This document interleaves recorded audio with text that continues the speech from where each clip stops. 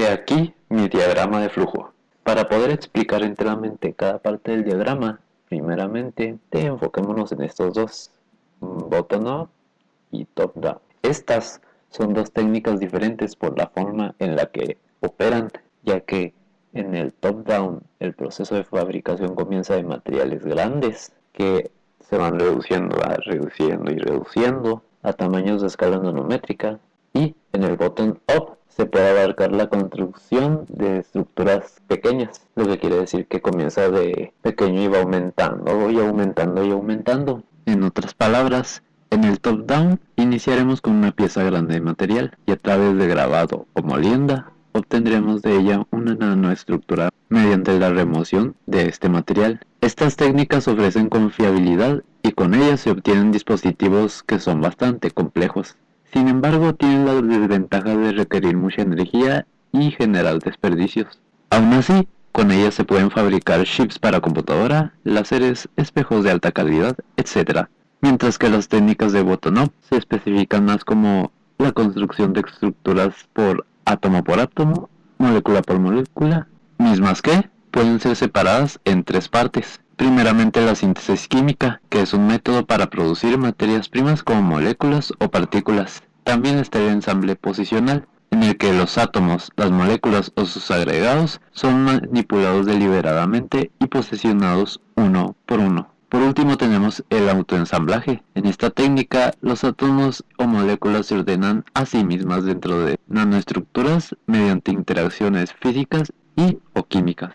Aquí podemos ver un ejemplo de lo que acabo de decir. Bottom-up, de abajo arriba, del átomo pasamos al clúster y del clúster a la nanopartícula. Y en el caso del top-down, lo que se hace es comenzar desde el granel, pasar a los polvos y finalmente a la nanopartícula. Sencillo, ¿no? Ya sé que se entendió esa parte, es hora de pasar al método que cada uno tiene. Primero comencemos con el top-down, que utiliza métodos físicos. Entre los métodos físicos que podemos hallar están la ablación láser. Este es un proceso en el que un láser arranca o vaporiza el material de la superficie de un objeto sólido al incidir sobre él. La materia sale de la superficie en forma de un chorro de gas y a menudo incandescente. La ablación láser suele ser muy útil para grabar microestructuras en materiales, limpiar sus superficies delgadas, analizar los materiales y otras muchas aplicaciones. Pero en algunas situaciones puede ser un problema evitar, como en las superficies de los cristales y demás elementos ópticos de los sistemas de amplificación de láseres ultraintensos. Ahora pasemos a ver la condensación en gas inerte, el cual está basado en la condensación de un vapor sobresaturado de metal en presencia de un gas frío. La condensación se lleva a cabo en una cámara al vacío llenada con helio a baja presión. El vapor metálico nuclea homogéneamente.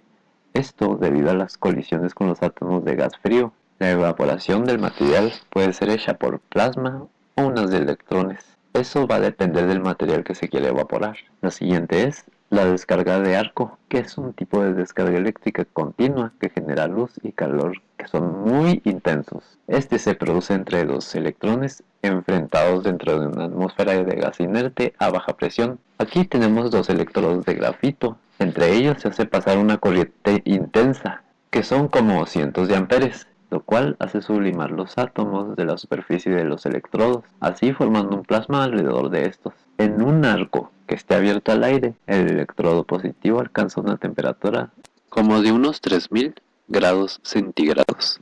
La técnica de molienda de alta energía, esta permite la obtención de polvos con composiciones imposibles de alcanzar con las otras técnicas. Estas propiedades que llegan a tener las nanopartículas son muy mejoradas y para aplicaciones tanto estructurales, donde las propiedades mecánicas son el principal requisito, así como para aplicaciones donde son necesarias propiedades específicas. Luego tenemos la explosión de alambre. Este es un proceso comúnmente usado para producir nanopartículas de explosivo. Se utiliza solo una pequeña parte de la energía de la fuente de alimentación. El enorme exceso de energía se libera dentro del alambre líquido host. El primer efecto adverso de la producción explosiva de las nanopartículas es por la aparición de las partículas de metal de forma esferoidal. Este material se forma con el plasma por la fusión de fragmentos resultante de la desintegración del hilo. La explosión de alambre típica se produce en un pequeño volumen y en un tiempo muy corto. aquí se desencadena una energía considerable. Pongamos por ejemplo, el alambre con la explosión de un diámetro de 1 milímetro y una longitud de 10 pulgadas ocupa un volumen de alrededor de 0.1 centímetros cúbicos. Nanomateriales inorgánicos sí se pueden obtener por una ruta de estado sólido. Esto resulta prometedor para llevarlo a grandes escalas de producción. Sin embargo, las reacciones del estado sólido son muy lentas y requieren estar a altas temperaturas. Tienen un difícil monitoreo de progreso. Aparte, se tiene que tener en consideración su temperatura de fusión, de precisión y la presión del vapor. Sí, demasiados factores que hay que tener en cuenta. Sin embargo, eso no quiere decir que sea mala, ya que es una de las técnicas más importantes para obtener sólidos del tipo policristalino. Se requiere introducir una gran cantidad de energía debido al alto número de coordinación de los compuestos binarios iónicos, que van variando de 4 a 12 dependiendo sobre el tamaño o carga del ion. Este toma mucha energía para superar la energía de la estructura. Entonces el cation puede dejar su posición en la estructura y difundirse hacia un sitio diferente. Bueno, ahora hablemos un poco de las técnicas del botón-up, que son métodos químicos. Algo que cabe aclarar es que estos métodos químicos resultan ser mucho más fáciles que los métodos físicos, al menos eso se dice.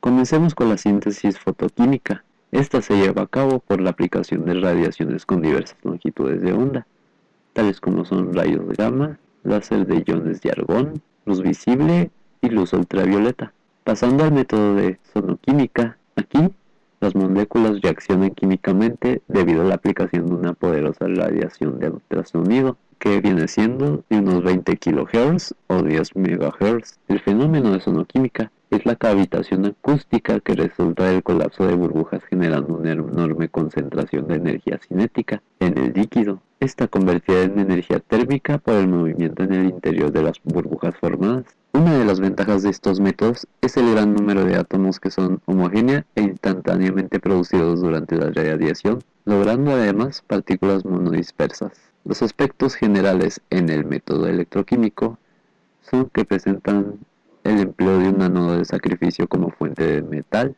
El metal se oxida en presencia de una sal cuaternaria, la cual es el electrolito y también el agente estabilizante. Los iones son reducidos en el cátodo generando las nanopartículas metálicas.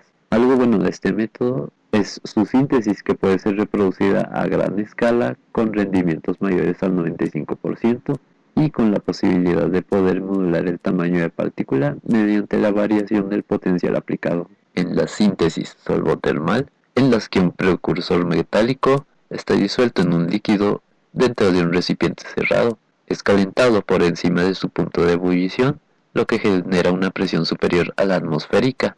El líquido habitual es el agua, y de ahí el nombre se da. Sin embargo, cada vez se van utilizando con mayor frecuencia otros medios líquidos, como son disolventes orgánicos, amoníaco líquido, hidracina, etc. En este tipo de técnicas, normalmente los tiempos de reacción son largos. Por último tenemos la dispersión atómica de metales solubles. Fue desarrollado para sintetizar cantidades a escala nano de nanopartículas semiconductoras de sulfito de metal. Estas con alta pureza, por lo que se entiende, se aplican mayormente a los sulfuros, entre los que puedo destacar el sulfuro de zinc, de estaño, de cadmio, etc. Lo bueno de usar este método a otros es que las cantidades de los tamaños de partículas pueden ser preparados sin ningún estabilizador. Su síntesis es muy reproductiva y los rendimientos son mayoritariamente mayor al 90%, sobre todo que no es necesario un paso que tenga que ver con la purificación y su trabajo de marcha es relativamente sencillo. Nanomateriales inorgánicos, por este lado, también pueden ser hechos a través de la técnica de la química suave. Tenemos la síntesis de sol-gel, la de plantillas y gel por combustión.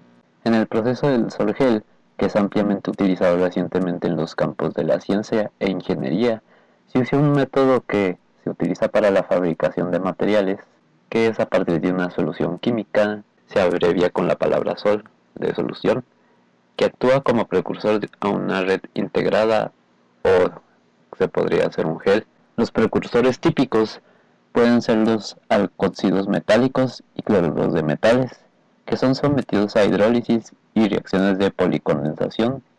De ahí obtienen una red de sólido elástico o bien una suspensión coloidal. El método basado en plantillas es muy conveniente y versátil, pero ¿cómo se utiliza? La plantilla se utiliza como molde sobre el que se sintetizan otros materiales. El material generado en el sitio adopta una forma nanoestructurada con una morfología complementaria a la de la plantilla. Las plantillas pueden ser canales nanométricos dentro de materiales mesoporosos. Pueden ser membranas de alúmina porosa, policarbonato y silicio mesoporosa. Ahora bien, el método de gelificación y combustión consiste en la formación de un gel y en la posterior combustión de nitratos de metales, que son seleccionados con combustibles orgánicos, tales como son la glicina, la urea, la lisina, etc. El proceso de combustión se produce por la reacción redox exotérmica entre los iones nitrato, fuertemente oxidantes, y la reducción del combustible. La liberación de gases es lo que desintegra el precursor del gel y este conduce a la formación de nanomateriales con tamaño de unidad estructural básica dependiente de la velocidad de la reacción. Algo que resulta útil de la ruta de química suave es la homogeneidad a nivel atómico que se puede obtener de estos materiales. Y eso es todo lo que tengo que decir en cuanto a mi diagrama de flujo. Espero esté todo bien hecho y muchos saludos, maestra Giselle. Espero tenga buena noche.